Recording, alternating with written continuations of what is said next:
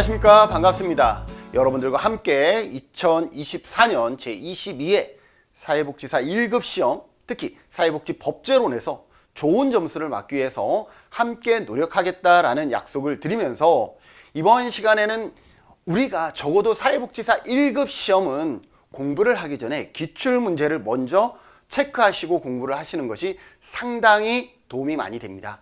그런 의미에서 다른 이론을 공부하기 전에 2023년에 실시되었던 21회 사회복지 법제론 기출문제를 먼저 살펴보고 그 다음부터 여러분들이 시험은 이러한 패턴으로 나오는구나 라는 것들을 좀 이해하시고 공부를 해 두시면 좋겠습니다. 자, 그러면 실제 기출문제 어떻게 나왔는지 같이 풀어보실까요? 13번입니다. 국민기초생활보장법상 급여의 기본 원칙. 자, 국민기초생활보장법은 뭐예요? 이거는 공공부조잖아요. 그죠?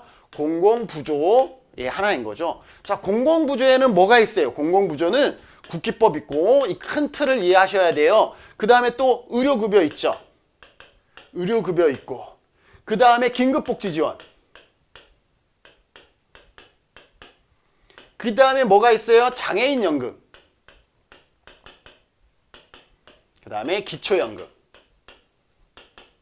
이렇게 5가지가 있다는 걸 여러분들 기억해 두시고, 그 중에서 국민기초생활보장법에 근로능력을 활용한다라는 거죠. 이거는 뭐냐면 원래 생활보호법이 있었죠. 생활보호법이 있다가 이게 1999년 9월 7일 날 국기법으로 바뀌죠. 국민기초생활보장법으로 바뀌죠. 근데 이때와 이때의 가장 큰 차이는 뭐예요? 이때의 연령 제한이 사라집니다. 연령 제한이 폐지가 돼요. 연령 제한이 폐지가 되면서 조건이 있어요. 조건이 뭐냐 하면 근로 능력이 있는 경우는 조건부 수급자라 그래서 자활사업에 참여하는 거예요. 이 자활사업이 그냥 나온 게 아니에요. 연령 제한이 폐지되면서 그것을 대체하기 위해서 자활사업을 도입을 한 거죠. 그래서 근로 능력을 활용한다. 국민기초생활. 맞죠? 보충급여이다라는 거예요. 뭐예요? 차액만 지급해주는 보충급여의 성격이 있다라는 것이고, 타법 우선, 타법을 먼저 적용하고 그럼에도 불구하고 뭐예요? 일정 소득 이하인 경우에 지원해주는 타법 우선입니다. 수익자 부담, 여러분들이 21회 기출문제 정책론 몇 번이냐 하면 제가 적어놨어요. 16번 보세요. 여러분들 21회 16번 보면 거기에 문제가 뭐냐 하면 사회보험 원칙에 대한 설명인데, 보기에 뭐가 있냐면 수익자 부담을 전제로 한다. 이건 맞는 설명이었거든요. 그래서 수익자 부담을 전제로 하는 것은 얘는 뭐다? 사회보험이다. 여러분들 이거는 공공부조잖아. 근데 수익자 부담을 하는 건 사회보험이야. 사회보험은 뭐예요? 수익자 부담, 보험료를 내야 되는 거예요. 본인 부담금을 내야 되는 거예요. 이러한 수익자 부담을 원칙으로 하는 것은 뭐다? 사회보험이다. 공공부조 우리 돈 내요? 아니잖아. 세금으로 하는 거지 내가 돈을 냈다가 받는 게 아니잖아요. 그래서 수익자 부담 원칙으로 하지 않습니다. 그래서 리을은 국민기초생활보장법 공공부조에 대한 설명이 아니다라는 거죠. 수익자 부담은 사회보험에 대한 설명입니다. 그래서 옳은 것은 기역, 니은, 디귿. 정답은 리을을 제외한 3번이 되겠습니다. 52%. 수익자 부담 이거 아니에요. 그런 부분들 놓치지 마시고, 디귿, 타법 우선 이거 너무 정확한 건데 이런 것을 놓치면 안 됩니다. 디귿 반드시 포함되어져야 되는 거예요. 자, 14번 긴급복지지원법상 위기상황. 이 부분은 여러분들 반드시 읽어봐야 돼요. 이 내용 한 번만 읽어보면 이거를 암기할 필요가 없어. 이런 것들이 위기사항이구나 라는 것을 여러분들 이해만 하면 돼요. 이걸 어떻게 다 암기해요? 상당히 많거든요, 지문들이. 그런데 읽어보면 어떠한 것인지를 이해할 수가 있어요. 주소득자가 사망, 가출, 행방불명 등으로 소득을 상실하여 생계 유지가 어렵게 되면 긴급복지 맞지요? 위기상황 맞지요? 본인이 중한 질병이 걸려서 생계 유지가 어려워. 위기상황 맞죠? 본인이 가구 구성원으로부터 방임을 당하여 생계 유지가 어려워. 위기상황 맞죠? 본인이 가구 구성원으로부터 성폭력을 당하여 생계가 유지가 어려워. 전부 다 생계 유지가 어려워요. 위기상황 맞습니다. 그래서 정답은 5번이에요. 그런데 여기에서 팁. 가구 구성원으로부터 성폭력을 당하면 위기상황이 맞는데, 이게 외부자로부터 성폭력을 당하면 긴급복지 위기상황이 아닙니다. 이해되세요? 왜냐하면 가구에서 밖에서 성폭력을 당하면 가구 구성원으로부터 가구 구성원이 보호해 줄 수 있는 상황이라 그러면 그거는 생계 유지가 어려운 위기 상황은 아니다라는 거죠. 근데 가족 내에서 성폭력을 받으면 가족에서 생활할 수 있어요, 없어요? 없죠. 왜냐면 가구 구성원으로부터 성폭력을 받았기 때문에. 그래서 가구 구성원으로 받았을 때의 위기 상황인 것인지 외부에서 성폭력을 당했을 때는 위기 가구에 해당되지 않는다라는 거예요. 그 가구 자체가 그 사람이 위기에 처해 있었던 것이지 그 가구 자체가 위기 상황은 아니다라고 볼 수가 있죠. 그래서 가구 구성원으로 성폭력을 당했을 때 위기 상황인 거예요. 이것을 여러분들이 기억해 두시면 좋겠습니다. 이 가구 구성원을 외부로 바꾸면 긴급복지지원법상 위기 상황이 될 수 없다라는 거예요. 그러나 여기는 가구 구성원이기 때문에 전부 다 위기 상황이 될 수 있다라는 것 여러분들이 더불어 기억해 두세요. 이것만 바꿔서 시험에 낼 수가 있는 것이죠.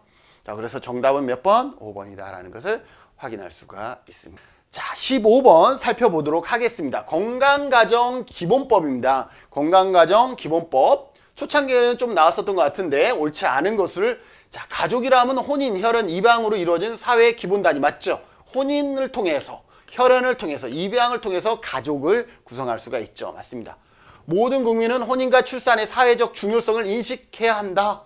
맞는 설명이고요. 1인 가구라 그럼 뭐예요? 혼자 살아가는 가구이죠. 성인 1명 또는 그와 생계를 같이 하는 미성년 자녀로 아니죠. 이렇게 미성년 자녀 이렇게 하면 이거는 뭐예요? 부자 가구, 모자 가구가 되는 거잖아요. 그래서 얘가 아니라 성인 1인 또는 혼자 살아가는 여기까지만 하면은 맞지만 요 뒤에 부분까지 하면 잘못됐죠. 옳지 않은 것은 몇 번? 3번이 되겠네요. 1인 가구는 혼자 살아가는 혼자 생계를 영유하는 가구를 1인 가구라고 합니다. 그래서 여기는 잘못됐고요. 국가는 양성이 평등한 육아휴직제 등의 정책을 적극적으로 확대 시행해야 된다. 맞는 것이고요. 국가는 생애 주기에 따른 가족 구성원의 종합적인 건강 증진 대책을 마련해야 된다. 맞는 설명입니다. 옳지 않은 것은 3번. 뭔가 어렵지 않은 그런 내용들인 것이죠. 그래서 정답 86% 정답 높은 정답률 보이고 있습니다. 자, 16번 살펴보도록 하겠습니다. 사회복지사업법상 보건복지부 장관이 시설에서 제공하는 서비스의 최저 기준.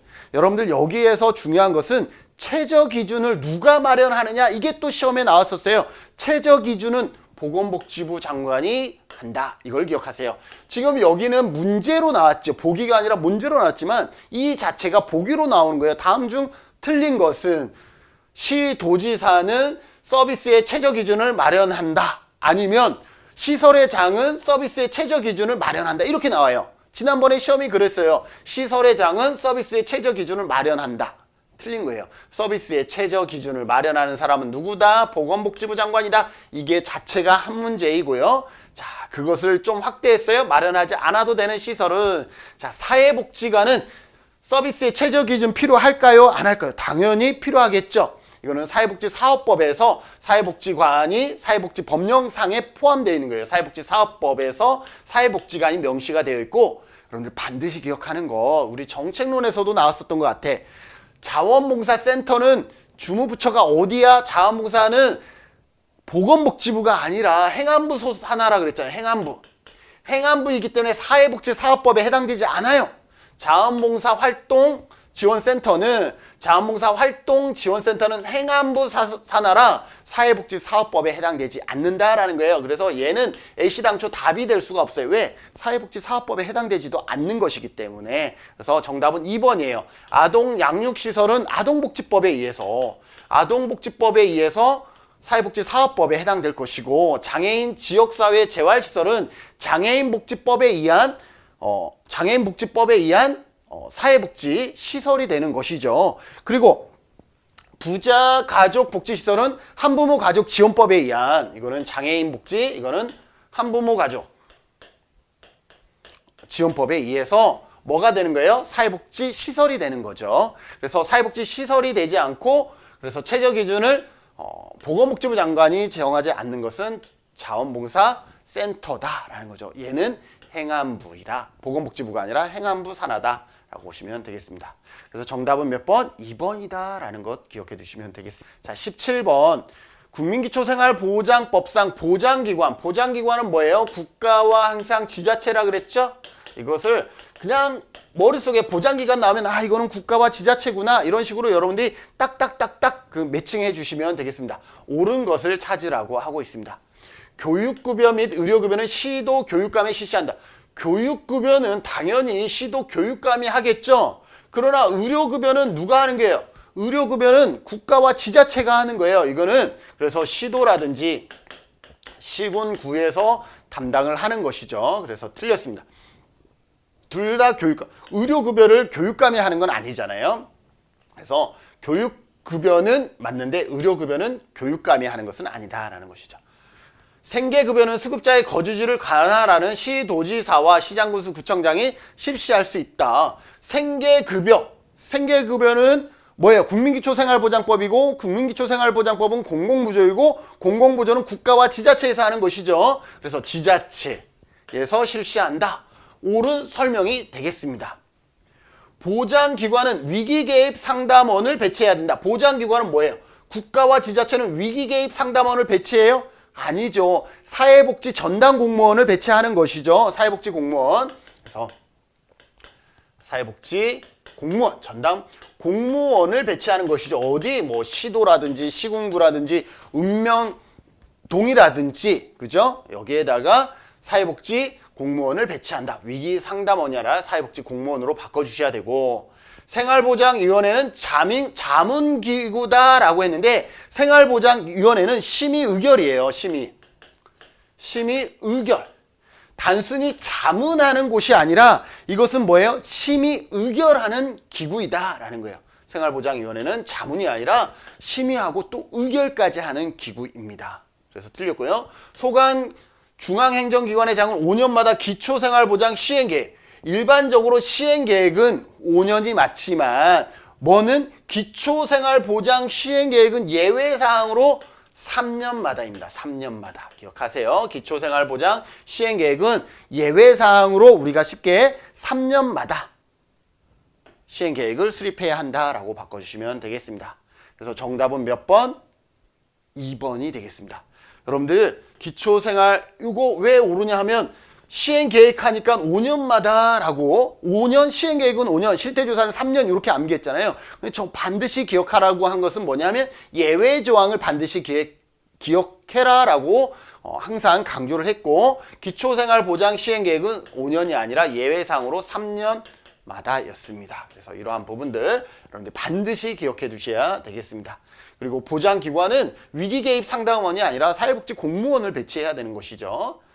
18번 고용보험법상 중대한 기책사유로 해고되면 뭐예요? 구직급여를 주지 않아요. 지급하지 않거든요. 구직급여 수급 자격의 제한 사유에 해당되는 거예요. 어떻게? 법을 어겼거나 중대한 어떤 과실을 했거나 뭐 장기, 무단 결근했거나 이런 경우는 실업급여, 구직급여 사유에 해당되지 않습니다. 그래서 그 내용을 알고 있느냐 모르고 있느냐 그것을 체크하는 것이죠.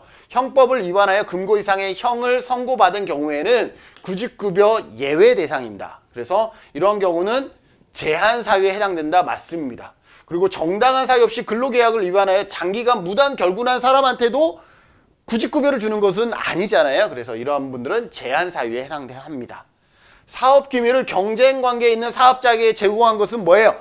그 사업장에 뭐예요? 엄청난 피해를 준 거잖아요. 그죠? 그런 경우도 구직급여 제한 자격에 해당됩니다. 그래서 이 세 가지는 전부 다 제한 사유에 해당한다라고 볼 수가 있습니다. 그래서 정답은 5번이 되겠습니다. 금고 이상의 형, 무단 결근이라든지 사업장에 심각한 어떤 손해를 입힌 경우에는 제한 사유에 해당할 수 있다는 거 기억해 두시면 되겠습니다. 그래서 정답은 5번이 되겠습니다. 자, 산업재해보상보험법상 유족급여에 관한 설명으로 옳지 않은 것은 자, 산재급여에서 유족급여가 있는 것이죠. 자, 유족급여는 어떻게 모든 사람에게 주는 것이 아니라 그 중에서 가장 상위 조건에 해당하는 사람에게 주는 것이죠. 그래서 근로자가 업무상 사유로 사망한 경우에 유족에게 지급하는 것이 맞고요. 옳지 않은 것 찾으라 그랬네요. 유족보상연금 수급권자가 2명 이상일 때에는 그중 1명을 대표자로 선임할 수 있다 해요. 대표자로. 한 명을 대표자로 선임할 수 있는 거예요. 아들이 둘이 있거나 이러면 뭐 장자에게만 주는 건 아니잖아요. 그래서 아들 중에 한 사람을 대표로 선임할 수 있다. 맞는 설명입니다. 근로자와 주민등록법상 세대를 같이 하고 동거하던 유족으로서 근로자의 소득으로 생계의 상당 부분을 유지하고 있던 사람은 유족에 해당된다. 맞지요?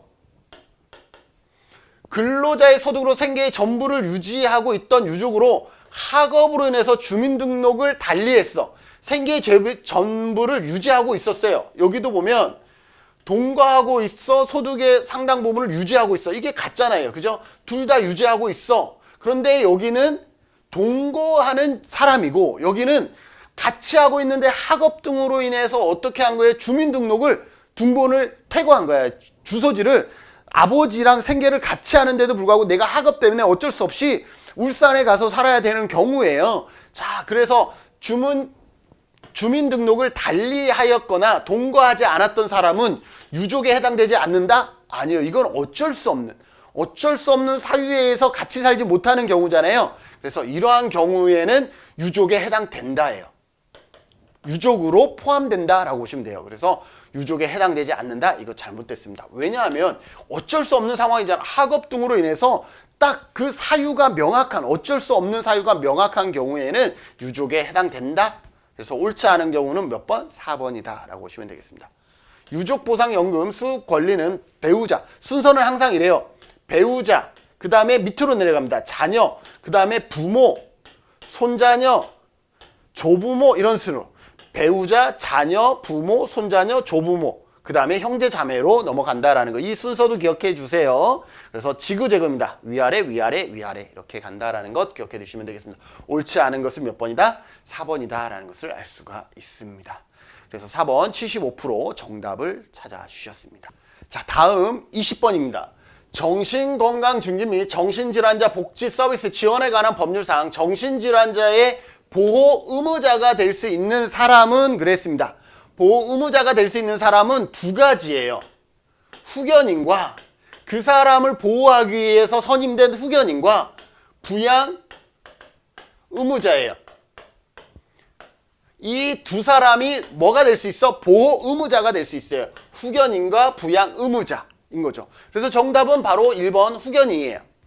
자, 그런데 파산 선고를 받고 복권되지 아니한 사람은 뭐가 될 수 없어? 부양 의무자가 될 수 없는 거예요. 보호 의무자가 될 수 없어요.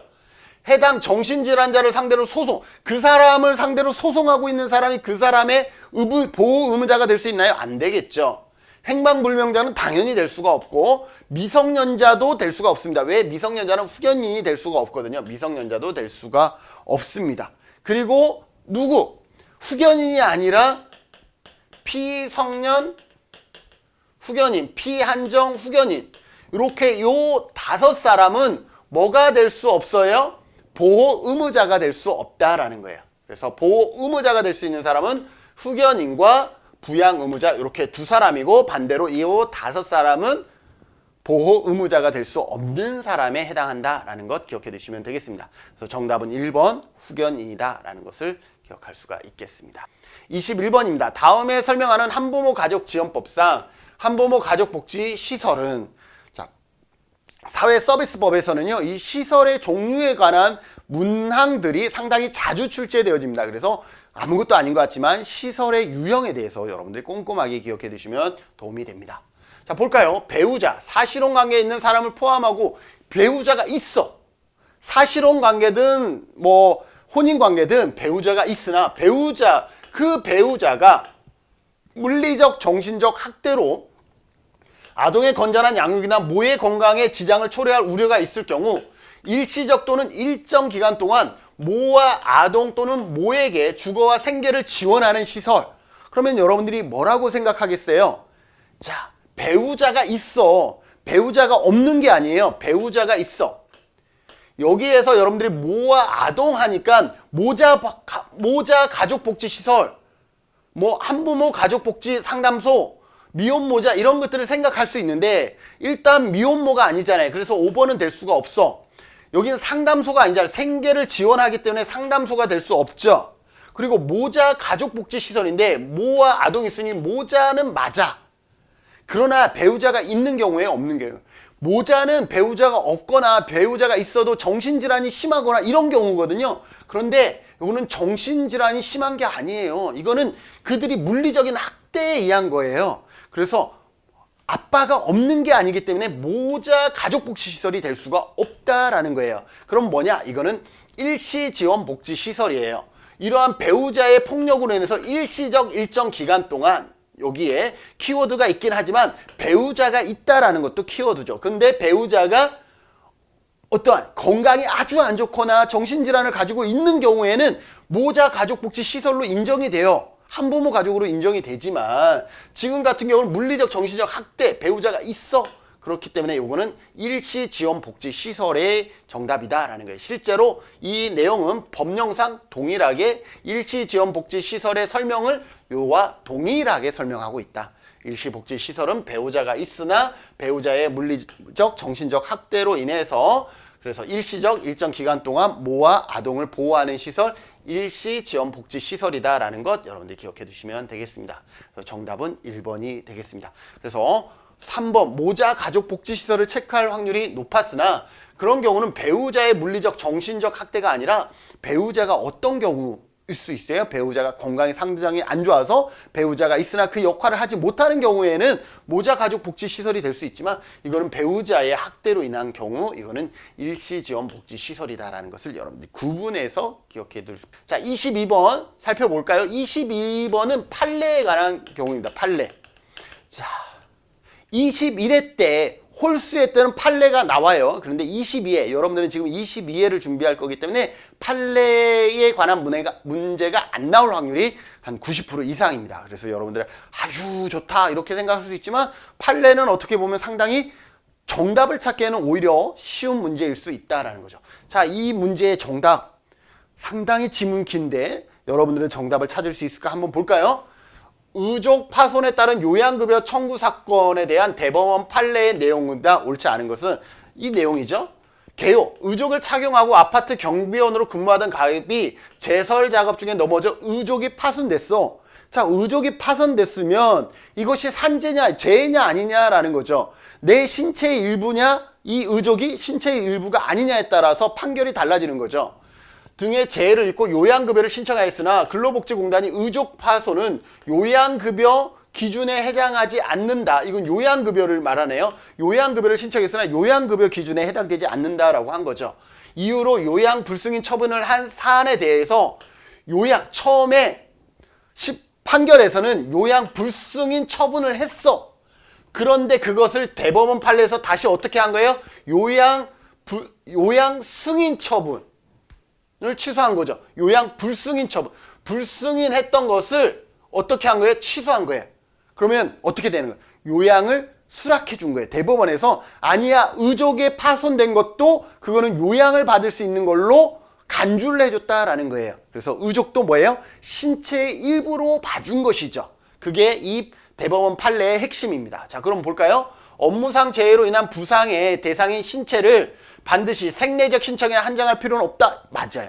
생리적이라는 것은 뭐냐면 태어날 때부터 가지고 있는 것을 생리적이라 그래요. 그러니 의족은 태어날 때부터 가진 게 아니죠. 그래서 처음에 법원 판결에서는 요양 불승인 처분을 한 거야. 의족은 생리적인 요인이 아니기 때문에 신체에 해당되지 않기 때문에. 그러나 대법원에서는 생리적 신체에 한정할 필요가 없다라는 거죠. 의족도 인정하겠다라는 거죠. 그래서 얘는 맞는 설명이에요. 의족 파손을 업무상 재해로 보지 않을 경우 장애인 근로자에 대한 보상과 재활에 상당한 공백을 초래할 수 있다.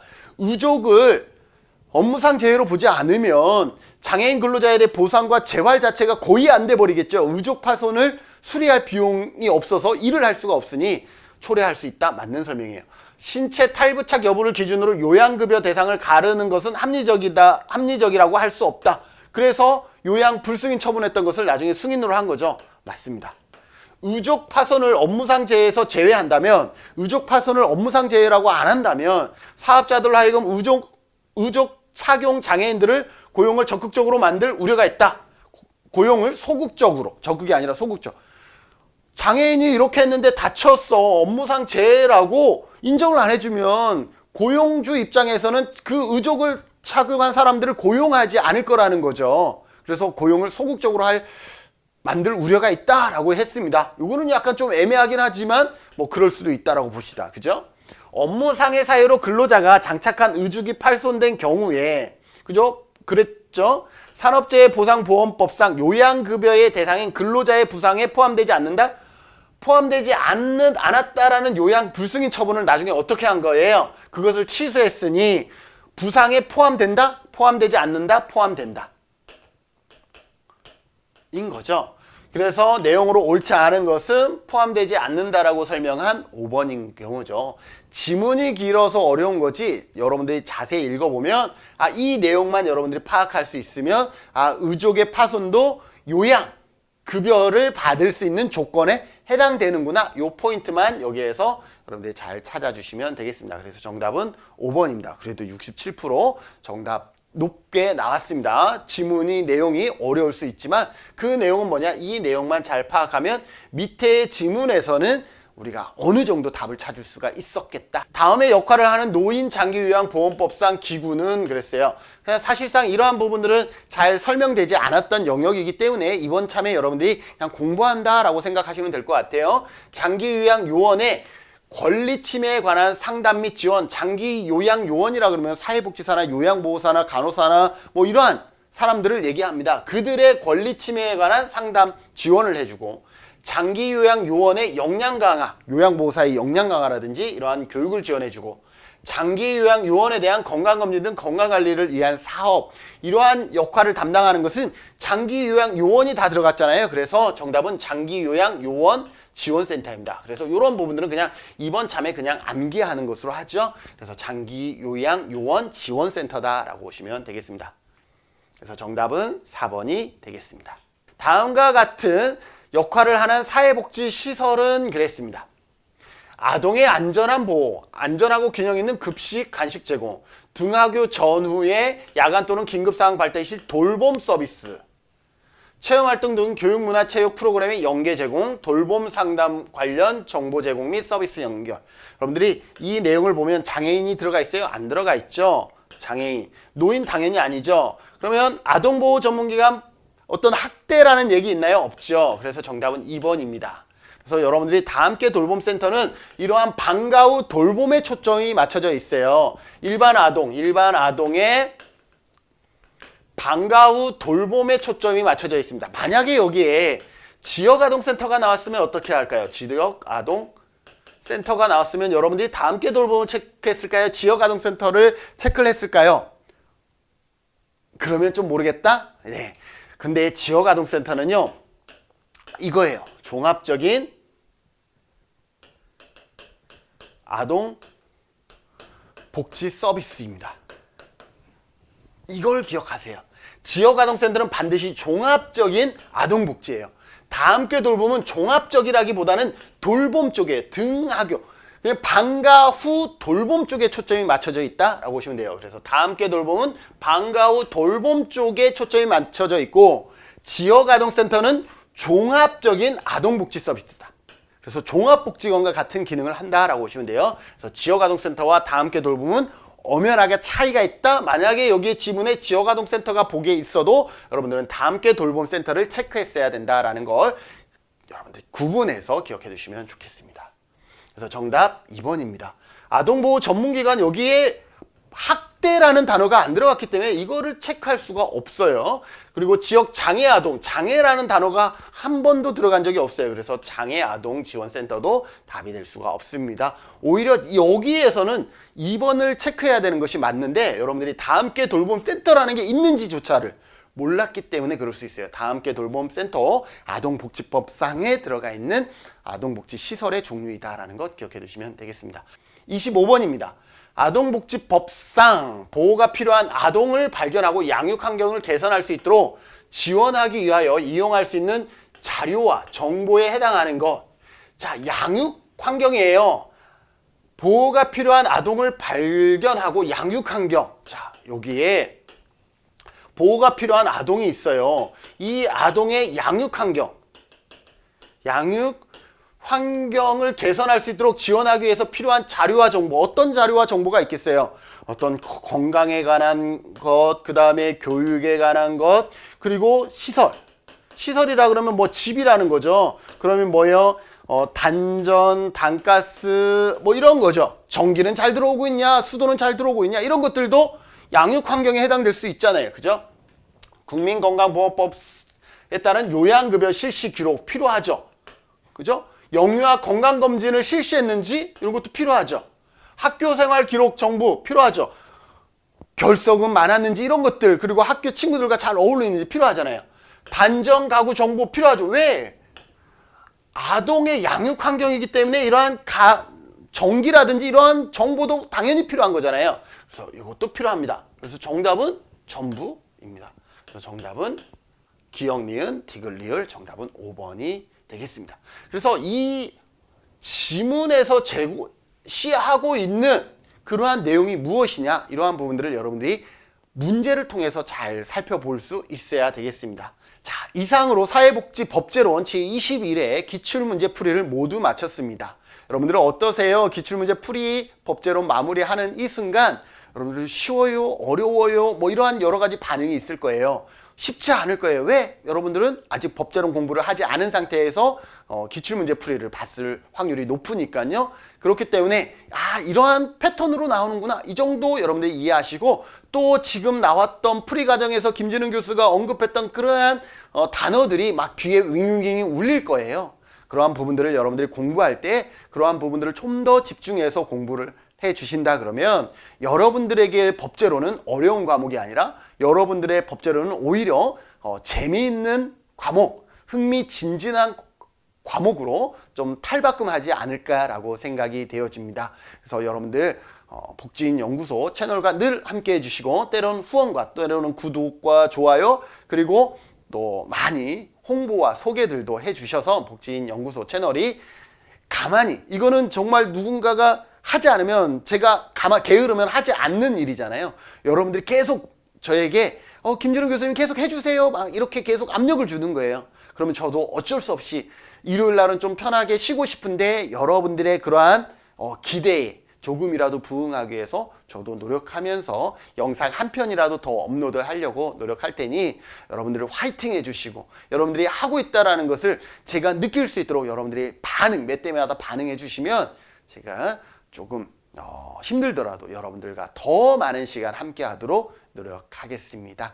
여러분들 앞으로 공부 열심히 할 것을 믿으면서 오늘 기출문제 풀이, 사회복지법제론 기출문제 풀이 과정 여기서 마치도록 하겠습니다. 수고하셨습니다.